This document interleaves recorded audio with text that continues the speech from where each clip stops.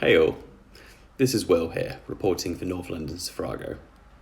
You might have heard about two different prisoners being accidentally released in the past 3 weeks, Hadoush Kabatu and Brahim Kador Sharif, with both having been coincidentally placed in custody right here in Finsbury Park. What's really shocking about their releases though is how common accidental prisoner releases have become in the UK. The past 12 months leading up to March of this year, over 262 prisoners were mistakenly released.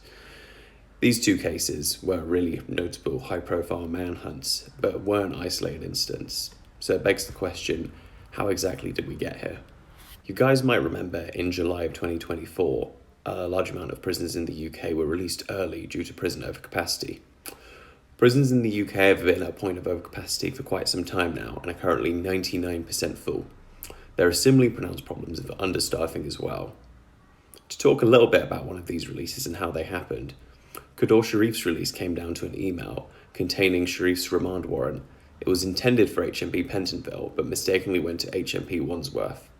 So of no remand warrant to keep Kador Sharif in prison, he was released from custody. What appears when you look into the details of these cases is not a singular systematic cause, but rather a series of slips in a vast bureaucracy spanning across the entire country.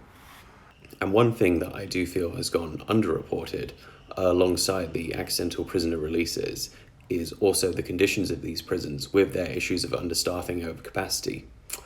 HMP Pentonville in Islington actually had a report published on it in July of this year. It was found to not only have released 10 inmates in error in the previous year, but was also found to have illegally detained inmates for longer than their release date, with staff having failed to accurately calculate their sentences.